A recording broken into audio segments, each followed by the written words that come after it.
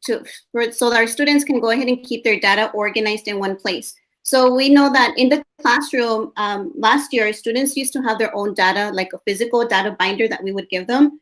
And we would pretty much like give them printouts of the reports, and they would have their information organized using those physical data binders. So this year, going digital was something brand new to all of us, pretty much on our campus. So this is something that we pretty much decided, you know, what are we going to use that will be user friendly for our students, but also at the same time will be something easy and simple that we as teachers can use to organize, and so that our students don't feel so overwhelmed with, you know, so much information that we're trying to give them. And in this case with data, we were trying to find a place also for them to keep themselves organized and have everything in one spot for them to see. So what we decided to use for the 7th grade level, we are using OneNote. So what I'm going to do is I'm going to show you an example of the teacher content. So my teacher notebook through OneNote, I'm going to go ahead and show you that and show you how I organize the data for my students. And then I'll give you an example of what my student notebook looks like as well. Okay, so this is the OneNote, and under the content library, this is where I get to organize all of my teacher folders. And what I love about OneNote is if my students happen like to accidentally erase any of their assignments, for example, they're able to come in here into my teacher notebook, and they're able to go ahead and copy and paste all the information that I have in there. So this is kind of like you distributing the papers to them. But if they happen to lose it, they can always come back in here and still grab their information, so it's never lost. So if I'm going into my teacher notebook, if you notice, I do have one folder that is called Data Binder. So my students know that this is a place for them to come into so that they can go ahead and get access to reports or any kind of data information that they need. So once they come into the Data Binder, this is where I wanted to show you the different pages that I have available for my students. So we all know that the very first page that they're looking at is the goal setting activity sheet. So we know that as far as the goal setting, anytime our students, I'm sorry? Nothing. I'm sorry, I had a question. No. Okay, so anytime our students get a report, then they need to come in here and create some type of goal for themselves. So this is the goal setting activity sheet that we created this year that we felt maybe was a simple way for them to come in here and just plot their percentages, their data. And at the same time, they're being able to create what will be their percent for their next test, or their goal for the next test that they take. So for example, I know that we are in 7th grade, but we do provide our students data all the way up until the 5th grade.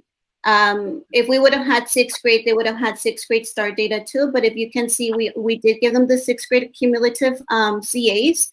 So we give them this information back 2 years so that they can take a look and see, well, what is it exactly, you know, my areas of strengths, weaknesses, and how am I doing? So with this, they're able to plot down their percents in the first row. And every single time they take a test, they just simply add columns and they add on to their goal setting activity sheet. So again, it keeps everything in this one place. After that, they create their goal for the next test. And right underneath that, this is the part where we're asking them to reflect and focus like on what is it that they're going to do to get themselves there. So whatever goal they plan to do, when they take their assessments, we give them another report where they identify the standards that they're struggling with. So with those standards, they also plot them here in the bottom. So what standards will you be focusing on for the next 3 weeks? And this is a place again for them to just come and take a look at it at a glance so that they can see exactly what they need to do.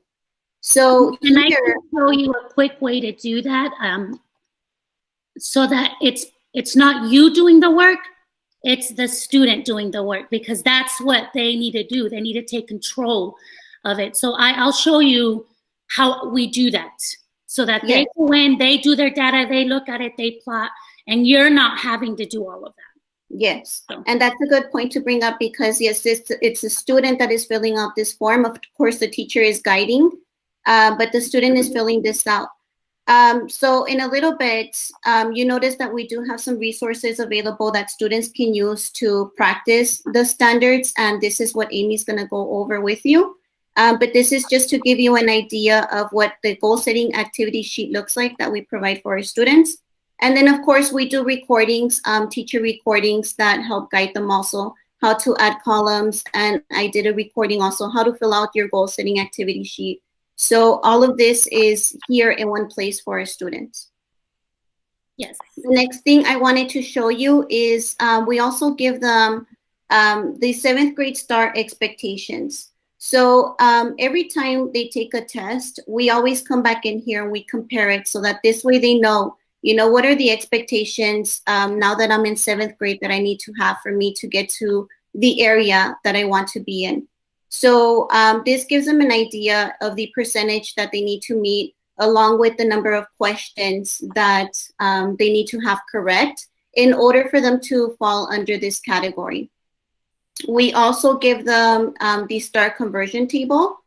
So this way, again, they have that idea. They get to like visually see, you know, the cut point. So when it comes to the scale scores, they get to make that comparison, and they get to say, man, like I was really close, you know, let's say they weren't approaching, they got a 1657. They get to see that they were really close to getting into that meets category. So we do that for the reading, and then also we have the writing available underneath that.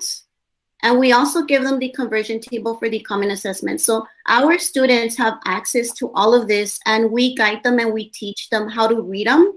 And we also, this way they can apply it into their own results. So like Amy said, they're the ones, they do all the work.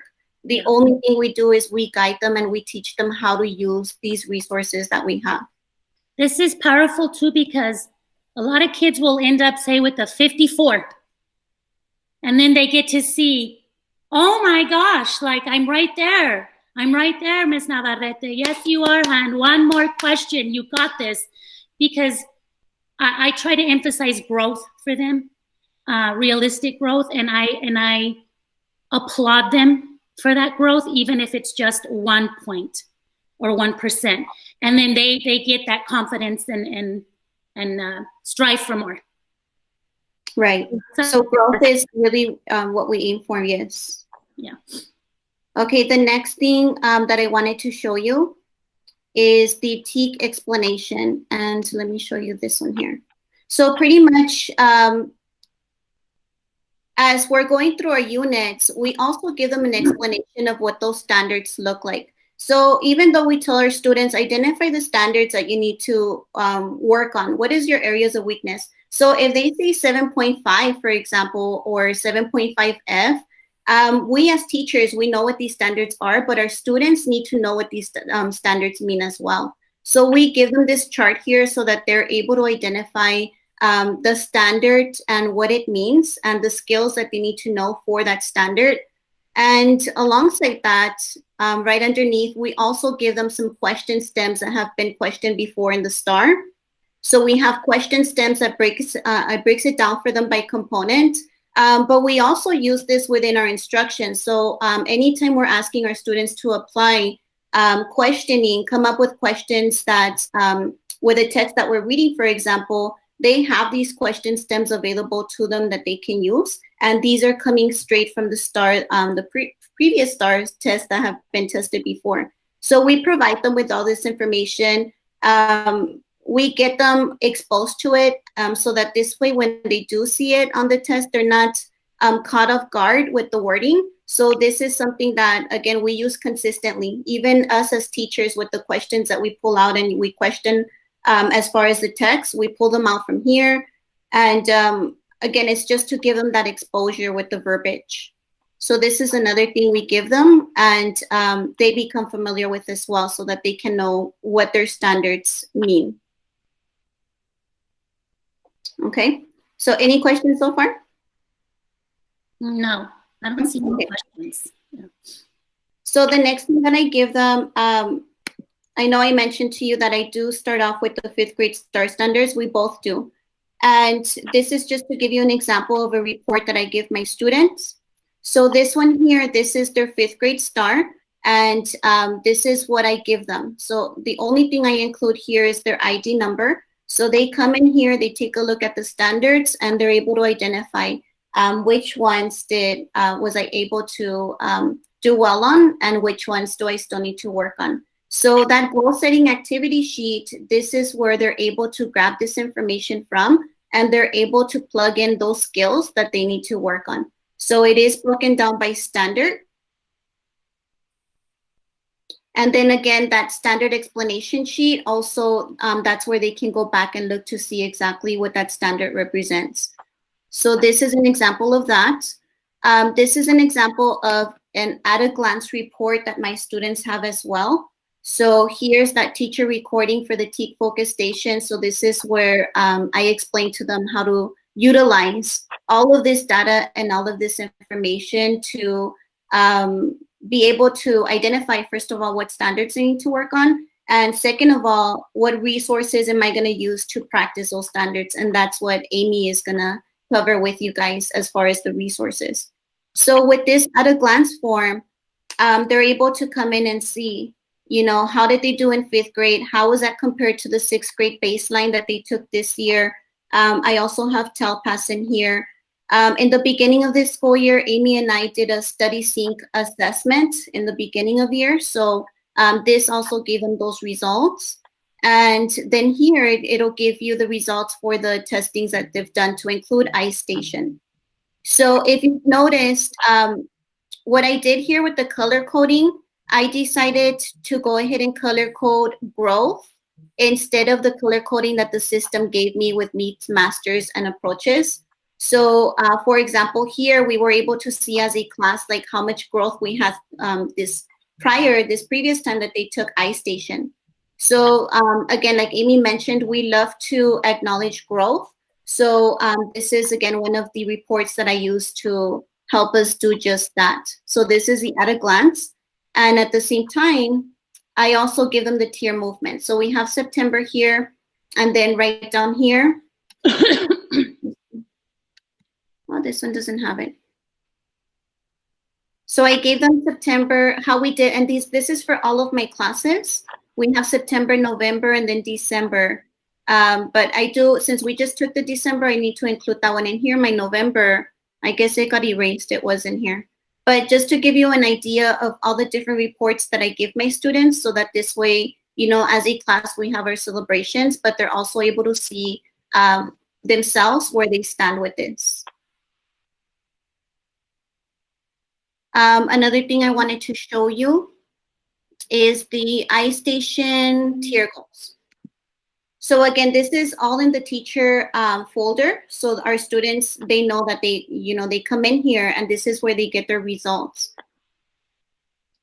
So for iStation, this is also, again, something that we gave them where they're able to track their tiers and their overall scores. So these are just, what you're looking at is just teacher examples. And of course, the students have their own data in their own notebook. But these are just examples of what I give them so that they can come in and take a look at that. So they look at their tier, they look at their overall scores. And down here, I also give them that advanced reading graph that they're able to come in and make the comparison so they can see exactly where they stand as far as iStation as well. What else? And then I believe that's it as far as the data binder. Yeah. And then Amy, she's going to go ahead and show you now what the students do as far as what's the next step. Okay, you identified your areas of weaknesses. I identified, the resources that I'm going to use to practice this. So now what? What do I do next? So this is what Amy's going to show you. Thank you, Vanessa. Okay, let me pull up my screen. All righty. So I'm going to take you through one of my students' data binder. This is my students right here off to the side. These are all their little things they have. We're going to go to data. If you'll notice, I put their 5th grade star scores in here. And I had to take a picture of this, but I can typically download from Eduphoria. This is where they go. They find their ID number, and they see if they approached, met, masters. That's what they put into their goal setting worksheet. This is a common assessment that I did. If you'll notice, I just pulled it off of Eduphoria.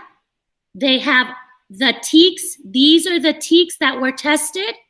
So they know exactly what they were tested on. They know if they approached, met, and mastered. And so they have to go find their ID number. I also put in the explanation right off to the side. So if 7.6C, 7.7A, what does that mean? This is what it means. This is what it means. They then, in turn, go to their stations. And our principal was very supportive in purchasing us iExcel. That's a wonderful resource because they then go and look for, say, resolution or conflict. And iExcel will give them so many assignments that target that particular TEK. So if you'll notice this kiddo, this is his data binder. He's filled this out, okay? He needs to work on these TEKs. So he's very well aware of what he needs to work on, okay? And he was aware of it with the state exam, with StudySync, and then we're just gonna go ahead and plot thereafter. But this is an easy way to upload and give them the data and have them do the work. Then they go to iExcel. We use iExcel, Edpuzzle, and then I'm going to show you a station that I created. It's taken me years, but we got it. So say they're struggling with context clues. They would click on context clues, and I've inserted a lot of videos. They then, in turn, choose a video to watch, and then they choose a note-taking template. They cannot just watch it. They have to take notes on the video. I've provided them with so many note-taking templates, and they get to choose. The important word here is they get to choose their choice. And then they just choose a template they want, fill it out, and they share it with me. And then they have to build, create. So then what I did was I created this menu option, and now they're creating something based on that TEK. So they get to choose what they want to create. Each one of these are links to give them examples. So if they want to write a newspaper article relevant to context clues, then they would click on here.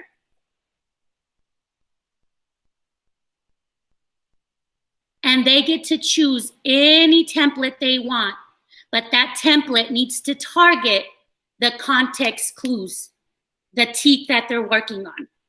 So this kiddo has to work on all of these. He has to go find the explanation for it, and then this is only one of the stations that is offered, but this was created by myself. And these videos are videos, hold on, right off of YouTube.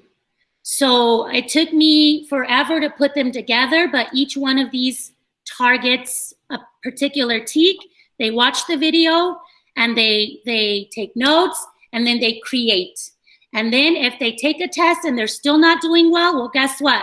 Go through that process again and choose a different video and choose a different activity and just keep hitting it hard. And we use iExcel, we use Edpuzzle. Edpuzzle, we provide, maybe I can bring it up.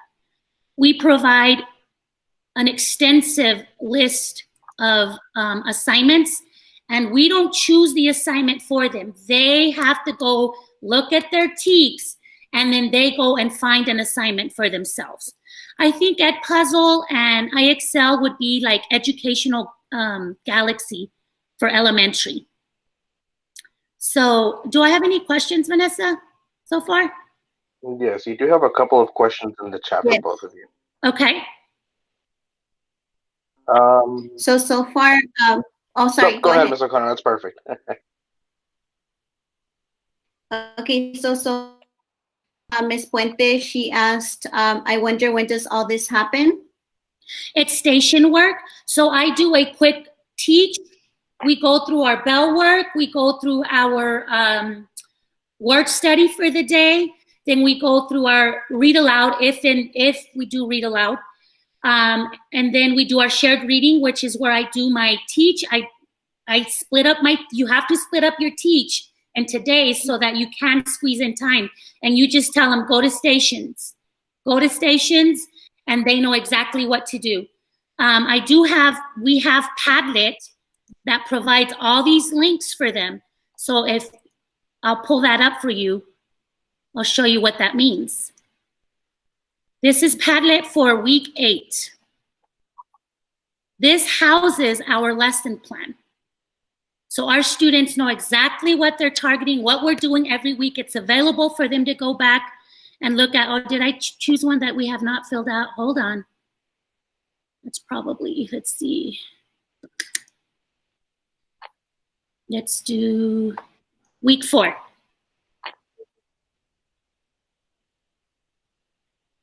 These are in Google Classroom for them to go back and refer to. So why am I not getting any that are completed, Vanessa? Am I clicking the wrong ones? So Ms. Puente also asked, are these 45-minute periods? So with our classrooms, we're blocked for 90 minutes, Yes. Ms. Puente. But if you do, like, let's say you want to dedicate Mondays and Wednesdays, for example, to do rotation schedules or some kind of, have the students do some kind of station work. Yeah. Maybe you can do a quick 15-minute quick teacher, like a teacher model, teacher guide, or some kind of teaching for 15 minutes, and then give them the rest of the time to do some station work. So maybe you can have some dedicated days for that. So this is an example of what our lesson plan looks like for the kids. Every day is broken down. Off to the side, we have our checklists. So they know that these are stations you're going to have to complete by the end of this week. Or 2 weeks. We give them 2 weeks to complete 2 assignments for each one. So everything is housed here. Once we give them that checklist, we give them that time and they complete. I do have some wonderful examples of work that I've gotten from my students. There was other questions, Vanessa? Yes. So okay. I'm looking for the templates right now. There, some teachers have asked if we can go ahead and share the note-taking templates. And yes, I'll share that link with you.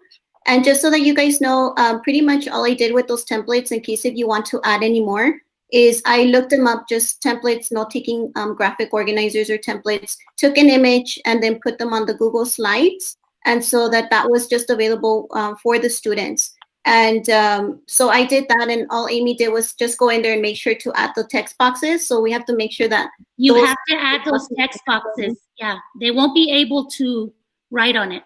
But yes, it's already created. So Vanessa, maybe you can just put that link. Yeah, I'll do that. So I'll give you an example of that TEACS station. Let me see if I can find a good one. They really, really, because you're giving them that choice, they really, really do well.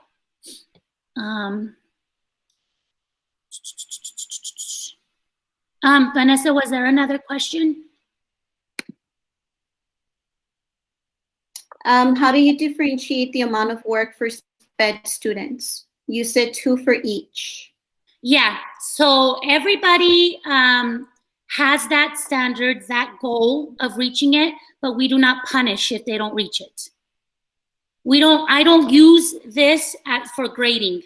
It's just for them to practice what they're low on.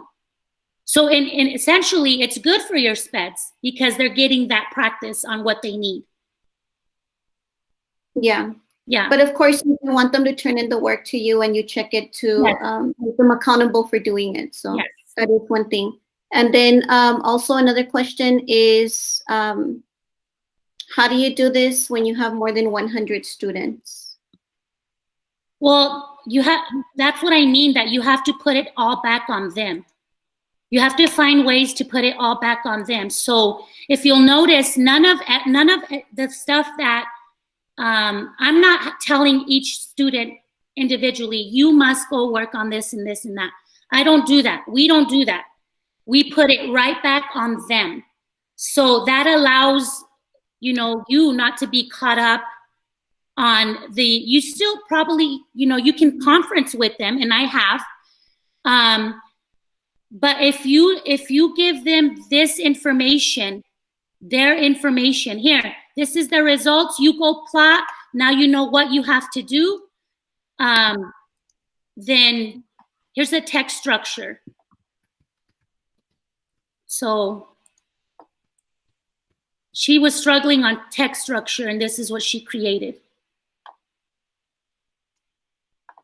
So that she had the freedom to choose whatever she wanted to choose as far as project-wise, and that's what she chose.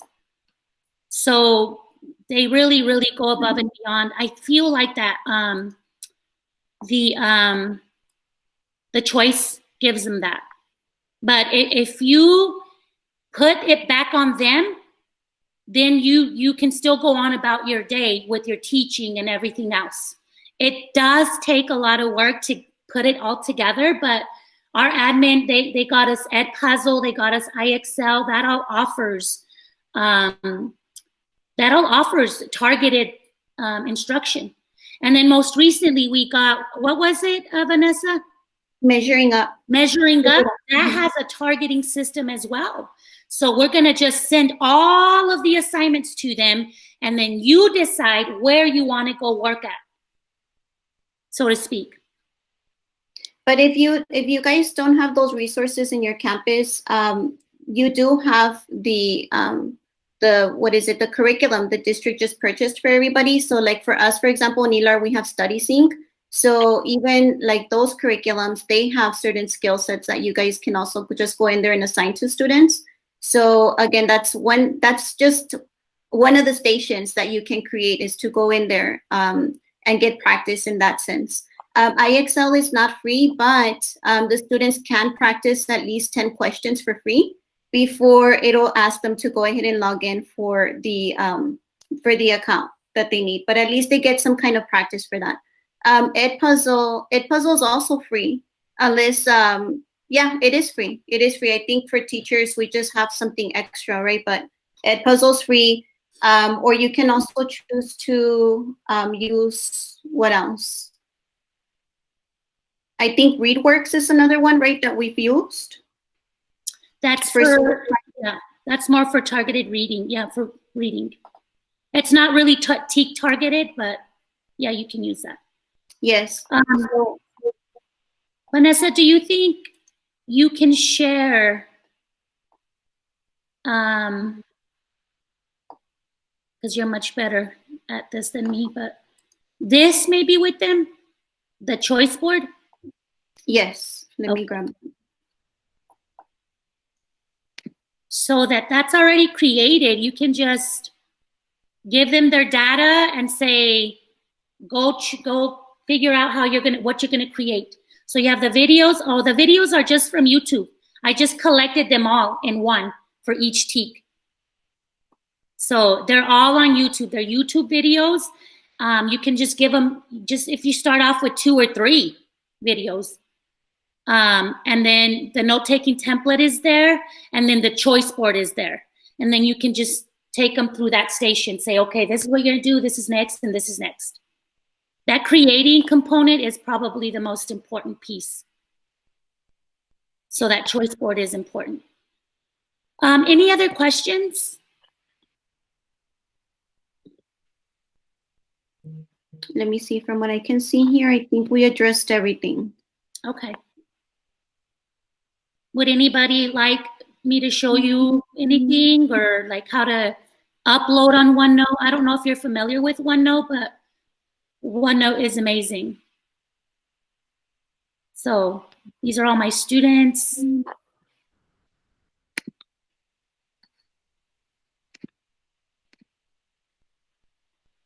Yes, more on OneNote. Okay. So this is block 2, and this is my students. These are my students. There's a collaboration component here, so that if you want your students to work together, whole class, you can do that. So let me see if there's an assignment. Let me see. Or you can break them out into sessions and they can work together. I had these kids working together in OneNote, creating T questions for a book we're reading. So they went into their breakout session, and they are all able to type in here, because it's under the collaboration component. And then you have your teacher only. That stuff you can only see. But then here's my students. I have a list of all my students. All my students, I send all of this. I distribute these pages that I create. So they have under shared reading, everything I create under teacher, I distribute. So this is work that they've done. This is independent work. Collaboration is together work. So they can work in here. I've distributed all of this to them. So how do you distribute to all students? So if I go to, I'll go ahead and distribute something. If I go to teacher only, and I've created something that I need to share with them, I'm gonna go to shared reading. Maybe the 9th square. I'm gonna share that because we're gonna have to do something on that soon. I go up here to class notebook. I'm gonna distribute the page. Distribute page. And you decide where you want to put it under. You have to create your tabs. Shared reading, distribute. And that distributes, it shoots it out to every student. Boom, boom, boom, boom. Did you show them the collaboration space? I think that one is great, especially like if you're doing station work, the kids can work in one place through the collaboration. Yes. And that's also a great tool to use. Yeah. So this is the collaboration component. I'm sorry? No, go ahead. You have another question, but show this first and then. Okay, this is a collaboration component. So as a whole group, if I want everybody responding, they would simply do that and type. The beauty of this is you can view who's typing what if you click that. So it would say their name here. And then you'd see a whole bunch of squares everywhere where everybody's responding. So if you'll notice here, this is an example. All my students, I got to see who was where, and where in real time.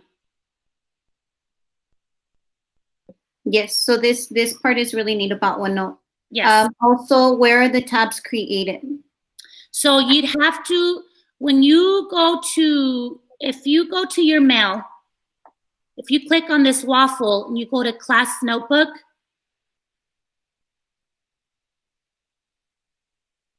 this is where you're going to start off. You're going to create a class notebook. And then you would title it and then go next. And then once you're there, you can just simply add a section. And that's what these are, sections. Underneath each section, say I wanted to add a section here, I can add a page. Maybe I want it to be list the characters, traits. And the beauty is you can put this under collaboration where everybody's typing in at once, or you can distribute that section to your students. So you would go to class notebook, distribute page all over again, and it would shoot it to them if you want them working independently. Another good thing is while they're working in their assignment, I simply go click on it and I go student by student and I can see what they're doing in the moment. Mm-hmm. So if David is not where he needs to be, I can say, get to it. Maybe Emily is not doing it. She's not doing what I'm asking her to do. She's not doing her 9 square.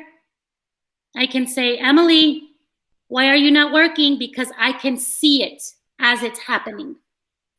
Yeah, if you go to review student work, that's where you can see a list of all your students. Mm-hmm. So that you're not clicking like in their individual folders. If you're looking for a specific assignment they're working on, it'll give you that. Yeah, so if you click on that, then you can just choose what you want to go and look for.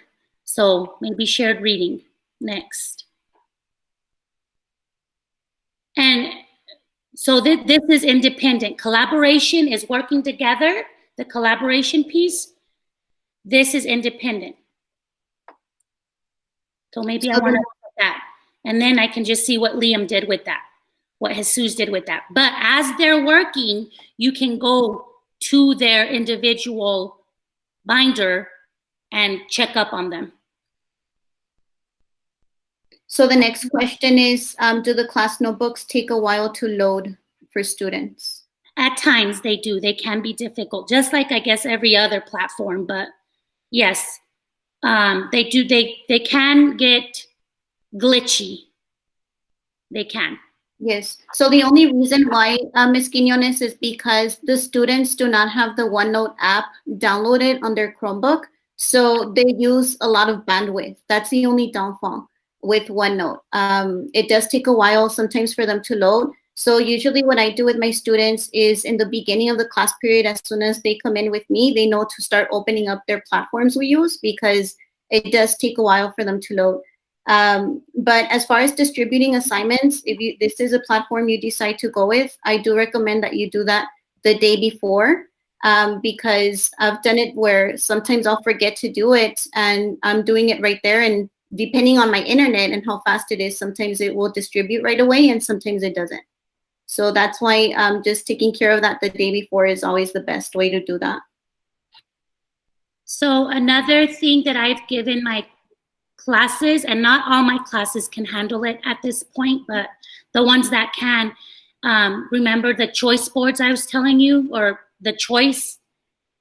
Sometimes I just let them give me a choice of how they're going to show that they got the lesson of the day. And then I just provided a bunch of choice boards for them.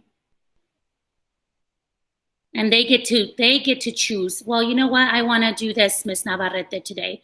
Or I want to, and you have, everybody does something different because they get to choose and you'll get a bunch of different things.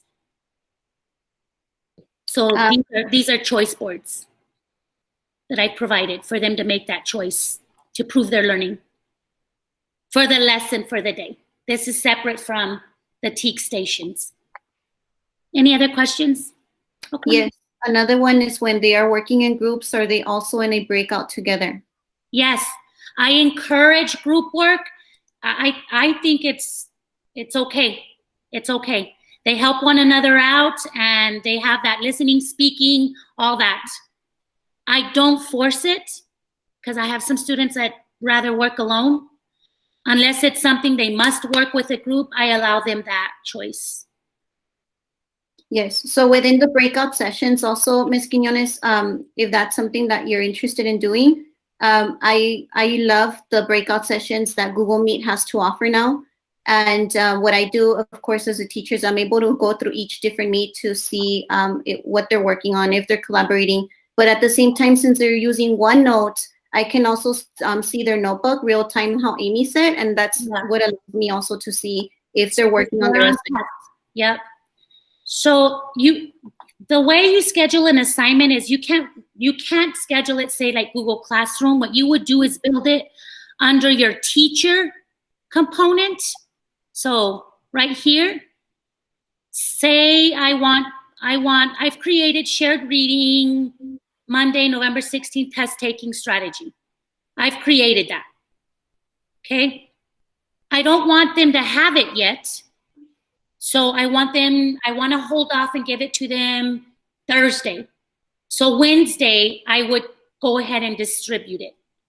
So you can create your whole unit if you wanted, and then you would just distribute that page whenever you would need to distribute it. That's how it would work here. Did that answer the question? Yes. That's okay. Any other questions? No other questions right now. But were we able to at least give you guys an idea as far as not just OneNote, but the digital data binder and how OneNote works perfect for that? Hopefully, this is a platform that you will be able to use. But if you're not using OneNote, if you're using, what's the other one? Google for right now, remember that these are also, it's also something that you can use through Google Slides. So all you have to do is take images of the reports that we showed you. And the only difference now is you're putting it through Google Slide in a Google Classroom through that notebook. So it's really just depending on the notebook that you're doing, because all we did was take screenshots and pictures and uploaded all of that so that way they have it there. Here's another nice thing about OneNote. I'm going to upload a star release test, and I'm not going to put the link in there. I'm going to go to File, Insert File, Printout. Okay. So this makes it really nice. Say I want to import that. Typically, you would just give them a link. If you hit the printout, it'll insert the image of what you're importing for you so that it's all there. It does take a little bit, but it'll get there. See, it didn't just put the link in there. It brings the whole thing in there. Mm-hmm. And the students, what I love about this too is that they have the tools to annotate right there and then. So they have the drawing tools, highlighters, sticky notes, text boxes, everything. They have all that available right there as well. So they're able to use those resources. So same thing with Google. It's the same concept, just a different platform. Yes, it's just another option for sure. So here's an example of all the assignments that I've assigned under Edpuzzle. They have to go and look at the explanation and figure out what to work on. So they have access to a lot of different assignments to help them. And iExcel is the same thing.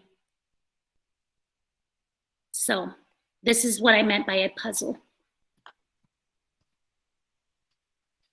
I do have some students explaining my Teak Station.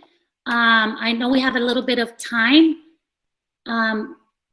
Would that be okay, Vanessa, if I did that? No, yes, go ahead. Okay. Mm-hmm. Do we have time, right? We have like 7 minutes. Okay.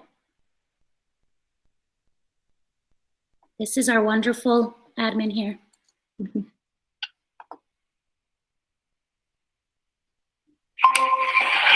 Okay, Kayla Jesus, one of you display and between the... Oops. Both of you, show Dr. Calzada what you guys can do. Go. Hi, guys. Hi. Kayla, you want to present? Yeah. They're nervous, so bear with us. They were really nervous. Yes, make sure you let her know where you pull your load testing hoops from. Yes, present. Yeah, I will present. Wait, Amy, is there a way to record this? Yeah, I have it. I'm recording it. Okay. Is Dr. Calzada in here? I'm not sure. Yes, I'm sorry, Amy. I'm listening. I'm sorry, Dr. Calzada. I hope you don't mind I'm showing this. No, it's funny. Oh, no. Yeah. Go. Hit it, kids. What else? Girl, you're on. Your microphone's on, guys. Jesus and Kayla, put your microphones on. Okay. This was on the spot too, so bear with us. First and foremost, where you get your data from. How you know what you're gonna work on. Go over. Wait, Jesus, Yes. do I present? Or...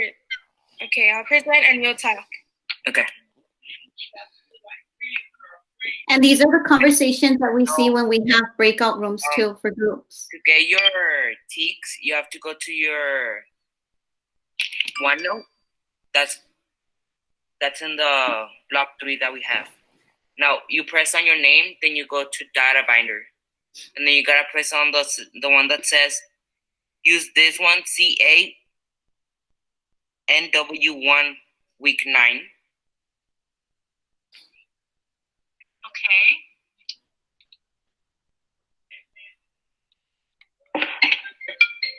Refresh. So it's gonna show your ID number, the tics, and the percent score, or if you meet on master. So once you do that, you're gonna see the tics in the side of your ID number. Like you could use mine.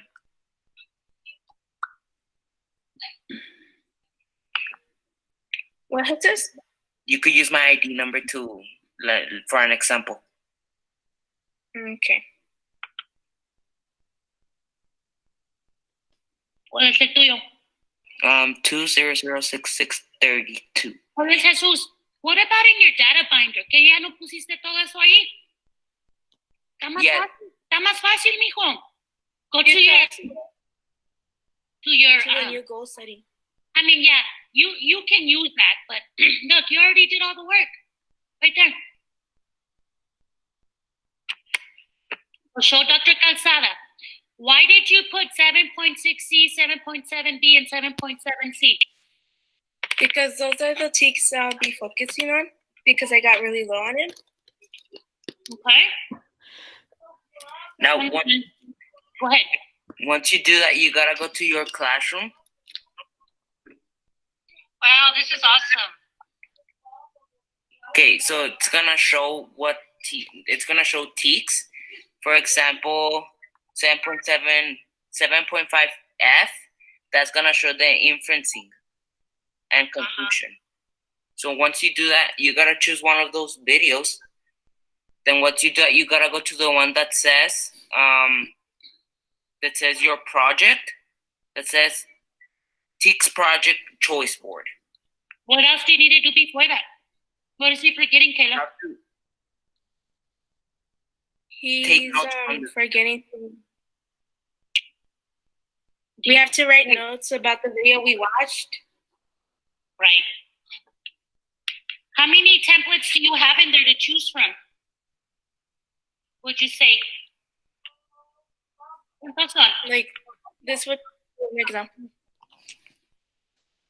Yeah, that's what she created. Let me see 3 templates just so I can see what they look like. Go to the note-taking template, Mama. We'll show you. Yeah. Mm-hmm. Show her all the templates. Yeah. Wow. Now, do I clear what you use? Do I really clear which one you choose? Or can you choose on your own? Nice. Kayla, Jesus. Yeah. Compadres, Yes. do you get to choose any template you like? Yes. Yes. All right. Then what's the next step? You have to go to your classroom and put on the TICS Project Choice Board. Okay. Go for it.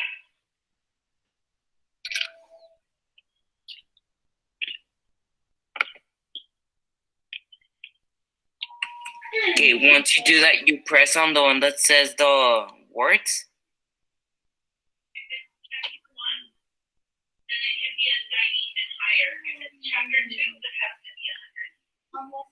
And it's gonna give you choices of what you could use. Like for mine, I'm using the writing a newspaper article.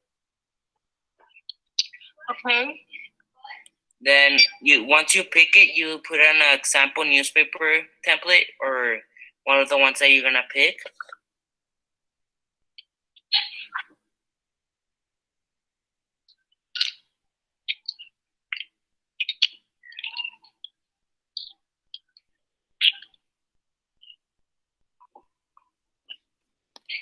It's okay, Caleb. I know the internet's slow. It's okay. So it takes you here, and whichever one we like, we could just copy it and then paste it to Google Slides. And what is that newspaper article going to have to be talking about? About the Based on our team. The teak that you're low on. So now you're creating, right? So you guys have done very well with that. And then we're going to repeat that once every 2 weeks. Okay. Yes. So after nothing fancy and it was on the spot, but they were able to pull it off. My poor babies were nervous. So, okay. Any other questions, V? No, just comments. Okay. Well, blended learning in action. They look forward to it. So anything that we can assist you with, that we can help you with, we're more than happy to do that. So we can share emails as well. So that way you all have them there. You want to put your email, Amy? Sure.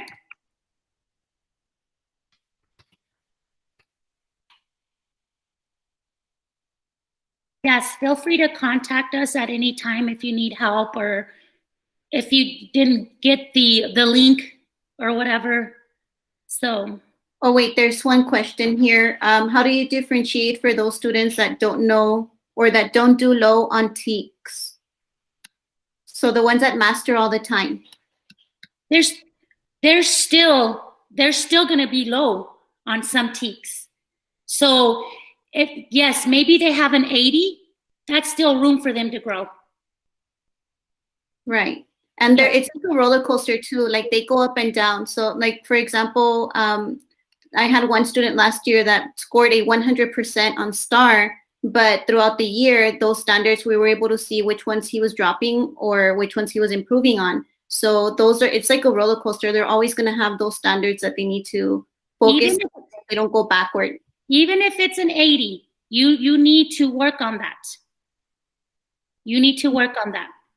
Even if you get 100 on everything, Ms. Puente, it's still great for you to see, like, because they're testing throughout the entire school year, but at the same time, even with your teacher observations, if you see that there's something that they're not catching, like on the spot, then that's something also that you can have them add on to their goal setting activity sheet so that they can practice right there and then. Kind of like if I had a student that had 100 on everything, I would give them a real world enrichment activity. Solve this, fix that, or something like that. That's how I'd handle that. Yeah. Something they're creating. Yeah. A real world issue. The border wall. Tackle the border wall. Talk to me. How can we solve this? Write a letter to the governor or whoever. That's what I would. Your science, right? I think if you change to science, right? So, yeah, yes, science. So maybe some kind of recycling, something like that. An enrichment activity. I've given those before, and those kids love them. And they're learning in the process. Okay, I think that's our time, Vanessa. Is that our time? Yes. Okay. Thank you guys so much for joining us today. It was great seeing all of you. Thank you, guys. Have a wonderful weekend. Bye-bye. Bye.